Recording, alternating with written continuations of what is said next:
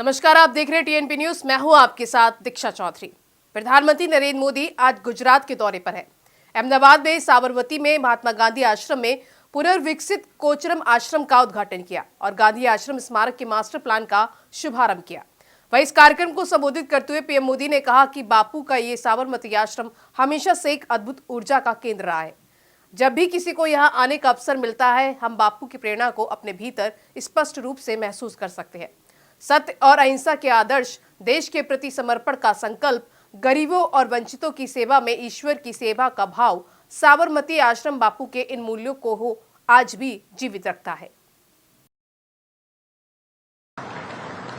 पूज्य बापू का ये साबरमती आश्रम हमेशा से ही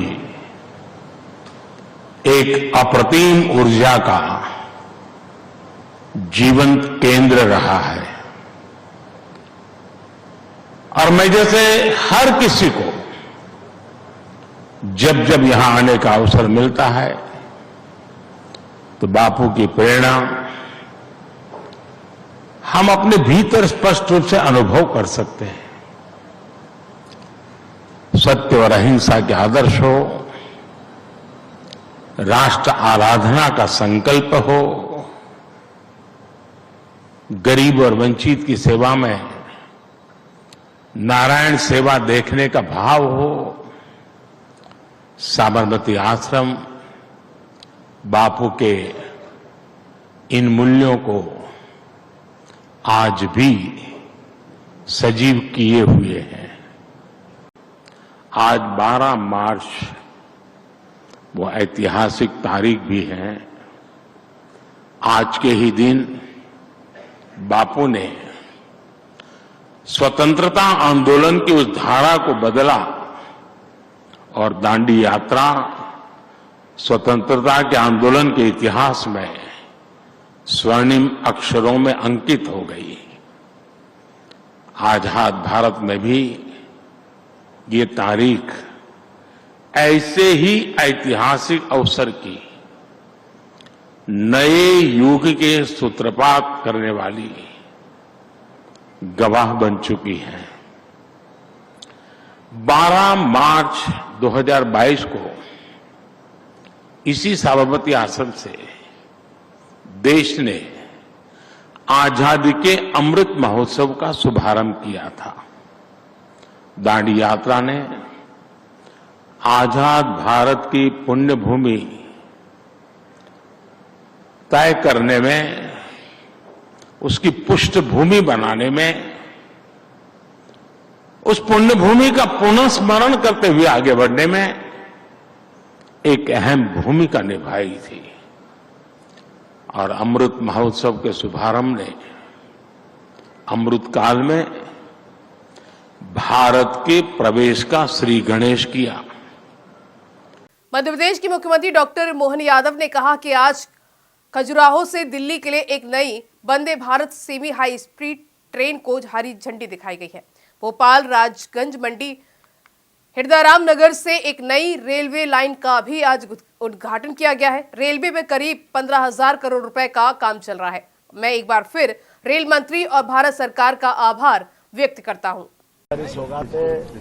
यशस्वी प्रधानमंत्री द्वारा दी गई है। मध्य प्रदेश में खजुराहो से दिल्ली तक की नई Vande Bharat semi high speed train का आज शुभारंभ हुआ है। भोपाल रामगंज मंडी हिरदाराम नगर से एक नई रेल लाइन का भी आज लोकार्पण हुआ है। लगभग 15,000 करोड़ के काम हमारे रेलवे के चल रहे हैं। मैं सौभाग्यशाली हूं, खासकर मध्य प्रदेश में यशस्वी प्रधानमंत्री के नेतृत्व में आज हमारी कई सौगातें मिली। हमारे उप मुख्यमंत्री राजेंद्र शुक्ला जी, हमारे मंत्री माननीय विश्वास सारंग जी, यशस्वी विधायक श्री रामेश्वर शर्मा जी, महापौर जी, हमने सबने मिलकर के रेलवे का ये पूरा कार्यक्रम अटेंड भी किया और विभिन्न अलग अलग प्रकार के 33 स्टेशनों पे होने वाले अलग अलग निर्माण कार्यों के लोकार्पण भूमि पूजन में शामिल हुए। मैं एक बार फिर रेल मंत्री का और भारत सरकार का आभार मानता हूं। लखनऊ देहरादून वंदे भारत ट्रेन के उद्घाटन पर उत्तराखंड के मुख्यमंत्री पुष्कर सिंह धामी ने कहा कि आज रेलवे के क्षेत्र में उत्तराखंड को 5,120 करोड़ रुपए का बजट आवंटित किया गया है। राज्य की कनेक्टिविटी की मांग पूरी करने के लिए मैं पूरे राज्य की ओर से प्रधानमंत्री नरेंद्र मोदी का धन्यवाद देता हूं। कर्णप्रयाग ऋषिकेश रेल मार्ग पर काम चल रहा है और ये जल्द ही पूरा हो जाएगा। कि यह हाई सेमी स्पीड ट्रेन देवभूमि के दुर्गम पहाड़ों पर भी दौड़कर एक नया कीर्तिमान स्थापित करेगी। इसके साथ ही हम सब जानते हैं आदरणीय प्रधानमंत्री जी का जो हमारे राज्य के साथ जो लगाव है वो किसी से छुपा हुआ नहीं है। इसी के कारण से उत्तराखंड में केंद्र सरकार के सहयोग से तेजी से विकास की योजनाएं आगे बढ़ रही हैं। पिछले अगर हम 10 वर्षों की बात करें तो 2 लाख करोड़ से भी ज्यादा की योजनाएं उत्तराखंड राज्य के लिए स्वीकृत हुई हैं। आज हम देख रहे हैं उत्तराखंड के रेलवे के क्षेत्र में भी 5,120 करोड़ का बजट आवंटित किया गया है। अमृत भारत स्टेशन योजना के अंतर्गत 6 स्टेशनों के पुनर्विकास का कार्य किया जा रहा है। आदरणीय प्रधानमंत्री जी देवभूमि की जो भी मांग होती है, जो भी जरूरत होती है, उन सभी मांगों को, उन सभी जरूरतों को बिना कोई देरी किए हुए पूरा करते हैं, हमको स्वीकृति प्रदान करते हैं। फिर चाहे वो एयर कनेक्टिविटी हो, चाहे वो रोपवे की बात हो या सड़क की हो, रेल हो या परिवहन हो, हर क्षेत्र में एक के बाद एक सुविधाएं आदरणीय प्रधानमंत्री जी के नेतृत्व में मिल रही हैं। हमने आदरणीय प्रधानमंत्री जी से देहरादून से अयोध्या के लिए वायुयान की संचालन की बात की, वह मांग हमारी पूरी हो गई। हमने पंतनगर से बनारस के लिए हवाई सेवा की मांग की, वह भी पूरी हो गई। आजादी के बाद पहली बार टनकपुर से देहरादून के मध्य ट्रेन संचालन की मांग की, वह भी पिछले दिनों पूरी हो गई। मैं कहना चाहता हूं कि जनता से जुड़ी हुई जिस भी सुविधा की मांग आदरणीय प्रधानमंत्री जी से करते हैं, वह सब एक के बाद एक हमको मिल जाती है, क्योंकि आदरणीय प्रधानमंत्री जी हमारे अभिभावक की तरह हमारी बातों को स्वीकार करते हैं। देहरादून से लखनऊ के मध्य वंदे भारत ट्रेन की सौगात देकर उत्तराखंड के प्रति अपने विशेष लगाव को उन्होंने हम सब के समक्ष हमेशा प्रदर्शित किया और इस अवसर पर भी इसके लिए मैं आदरणीय प्रधानमंत्री जी का आप सब की तरफ से, उत्तराखंड की देवतुल्य जनता की तरफ से हार्दिक धन्यवाद करता हूं। अब आदरणीय प्रधानमंत्री जी के नेतृत्व में उत्तराखंड में पहाड़ तक ट्रेन पहुंचने का सपना भी सच होने जा रहा है। कर्णप्रयाग से ऋषिकेश जो ट्रेन लाइन का काम चल रहा है बहुत तेजी से आगे बढ़ रहा है। जल्दी उसमें भी ट्रेन का संचालन होगा, यह भी हमारे लिए एक स्वप्न के साकार। हरियाणा की राजनीति से जुड़ी इस वक्त की बड़ी खबर निकल के सामने आ रही है। हरियाणा में मुख्यमंत्री मनोहर लाल ने इस्तीफा दे दिया है। मनोहर लाल ने राज्यपाल को इस्तीफा सौंपा है। कैबिनेट समेत ये इस्तीफा दिया गया है। आज ही हो सकता है नए सीएम पद का शपथ ग्रहण। इस्तीफा दे दिया माननीय मुख्यमंत्री ने, और उनके साथ ही सभी मंत्री शामिल थे और अभी इस्तीफा गवर्नर साहब ने स्वीकार कर लिया। अब तमाम मंत्रिमंडल ने इस्तीफा दे दिया, दोबारा शपथ कब लेंगे सर? सीएम कौन बनेगा? मैं नहीं बता सकता। सीएम कौन रहेगा? साहब बताएंगे। अरे सीएम कौन रहेगा? सीएम बिल्कुल ठीक है, सीएम साहब ही सीएम। पूरे गठबंधन से बाहर आ चुके बीजेपी। आराम से भाई, ऐसे क्या 2 सीटें मांगी गई थी, वो 2 सीटें नहीं दी गई हैं सर। आज कोई बैठक बुलाई गई है। हरियाणा की सीएम पद से एमएलए मनोहर लाल के इस्तीफे के बाद कांग्रेस सांसद दीपेंद्र हुड्डा का कहना है कि हरियाणा में जो कुछ हो रहा है वह इसलिए हो रहा है क्योंकि लोगों ने बदलाव लाने का फैसला किया है। राज्य में मौजूद सरकार से जनता परेशान थी। हम इस घटनाक्रम पर कड़ी नजर रख रहे हैं। अभी पहले पूरा घटनाक्रम जब हो जाएगा उसके बाद इस पे विस्तार से हम अपनी बात कहेंगे। लेकिन जो हरियाणा में जो सब हो रहा है वो हरियाणा के जन भावना के दबाव में हो रहा है और हरियाणा की जन भावना, जनता ने मन परिवर्तन का बना लिया है। हर वर्ग इस सरकार से नाराज है, निराश है और हरियाणा के जन जन से यही आवाज़ आ रही है कि हरियाणा में बदलाव तय है। अब ये जो सब हो रहा है उसी के दबाव में हो रहा है। क्या हो रहा है पूरा एक बार सारा घटनाक्रम हो जाए तब विस्तार पे उससे हम टिप्पणी कुछ करेंगे। सीए लागू होने पर अनिल विज ने कहा कि वे लोग जो विभाजन के समय भारत नहीं आ सके और इन विभिन्न देशों में धर्म के आधार पर प्रताड़ित किए गए, 2014 से पहले भारत आए लोगों को यहाँ कोई अधिकार नहीं था। इसलिए पीएम मोदी ने उन्हें नागरिकता देकर अच्छा काम किया ताकि वे भी सम्मान के साथ अपना जीवन जी सके और अपने बच्चों का पालन पोषण कर सके।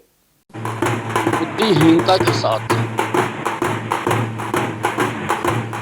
हमारे पूर्व नेताओं ने जो धर्म के आधार पर भारत का विभाजन कराया था, उससे जो लोग उस वक्त हिंदुस्तान में नहीं आ सके और इन अलग अलग देशों में धर्म के आधार पर प्रताड़ित किए गए, वो हिंदुस्तान में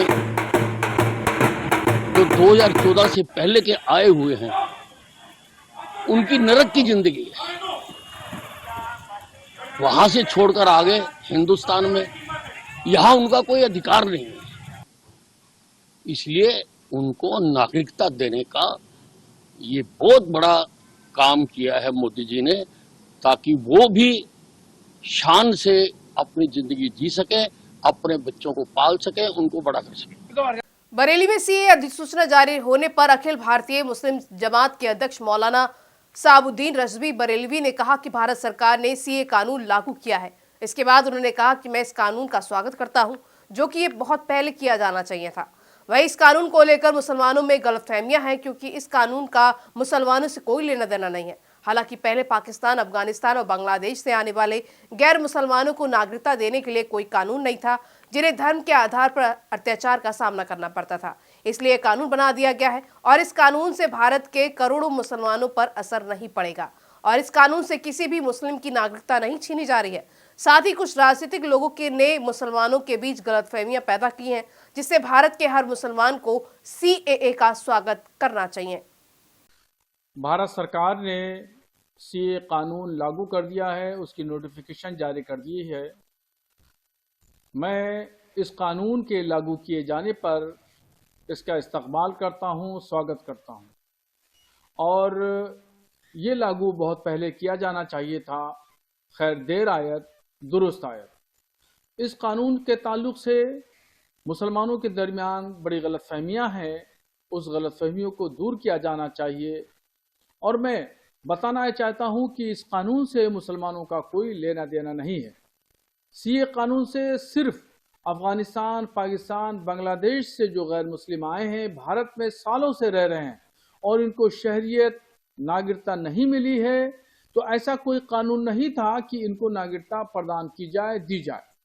तो इसलिए भारत सरकार ने एक ऐसा कानून बनाया जिसके तहत जो 2014 तक यहाँ पर पाकिस्तान, बांग्लादेश, अफगानिस्तान से आए हुए गैर मुस्लिम रह रहे हैं, जिनकी उस मुल्क में ज्यादतियां इनके साथ में हुई थी, तो वो उनको यहाँ पर भारत सरकार नागरिकता देगी और उनको शहरियत प्रदान करेगी। इस कानून से भारत में करोड़ों मुसलमानों का से मुतालिक कोई लेना देना नहीं है और ना ही इस कानून के जरिए किसी भी मुसलमान शख्स की नागरिकता जाएगी या शहरियत छीनी जाएगी। इसलिए मैं मुसलमानों के दरमियान जो गलतफहमी पैदा हुई और गुज़श्ता सालों में देखा गया कि जगह जगह एहतजाजी मुजाहरे हुए, धरने हुए, तो ये गलतफहमियों की बुनियाद पर थे। कुछ लोगों ने, पॉलिटिकल लोगों ने मुसलमानों के दरमियान गलतफहमियां पैदा कर दी गई थी, मगर अब बहुत हद तक तमाम चीजें दूर हो चुकी हैं और मैं ये चाहूंगा कि हिंदुस्तान का हर मुसलमान इस कानून का इस्तकबाल करे। देश भर में सीए लागू हो गया है, जिसको लेकर पाकिस्तान से आई सीमा हैदर ने सीए लागू करने पर प्रधानमंत्री नरेंद्र मोदी को शुक्रिया कहा है। इसके बाद सीमा ने सचिन मीना और अपने बच्चों संग मिठाई बांटी। साथ ही सीएए लागू होने पर सीमा ने परिवार संग खुशियां भी मनाई। राष्ट्रपति द्रौपदी मुर्मू के 3 दिवसीय मॉरिशस दौरे का आज दूसरा दिन है। राष्ट्रपति द्रौपदी मुर्मू को मॉरिशस विश्वविद्यालय द्वारा डॉक्टर ऑफ सिविल लॉ की सम्मानित उपाधि से सम्मानित किया गया। I am delighted to begin this auspicious day that marks the National Day of Mauritius at the esteemed University of Mauritius. On this momentous day, I convey the best wishes of more than 1.4 billion Indians to all my Mauritius brothers and sisters and eagerly look forward to joining the joyous celebrations of Saturday March later today. I feel overwhelmed by the heart-touching affection and warm welcome I have been receiving since my arrival in Mauritius. It shows the enduring strength of India-Mauritius relations and the close people-to-people ties that nurture them.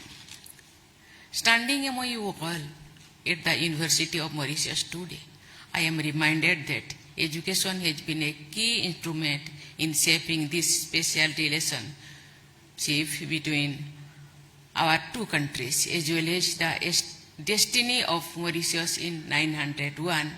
Mahatma Gandhi inspired Indian child workers to educate themselves, resulting in their political and social empowerment that led to the transformation of Mauritius.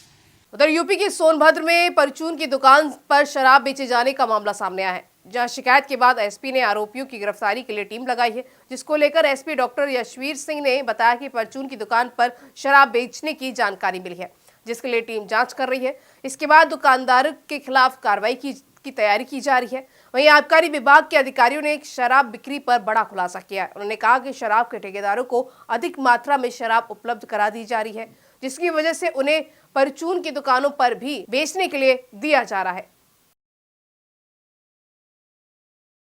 Rajasthan के भीलवाड़ा में भीषण सड़क हादसा हुआ है, जहां national highway पर बस और ट्रक के बीच जोरदार टक्कर हुई है, जिसमें बस सवार 21 लोग घायल हो गए हैं, जिससे लोगों में अफरा तफरी मच गई। वहीं सूचना मिलने पर पहुंची पुलिस ने घायलों को अस्पताल में रेफर कर दिया है, जिनका इलाज चल रहा है। साथ ही पुलिस आगे की कार्रवाई में जुट गई है और ट्रक को जब्त कर लिया है। फिलहाल इस बुलेटिन में बस इतना ही। खबरें लगातार जारी हैं। नमस्कार।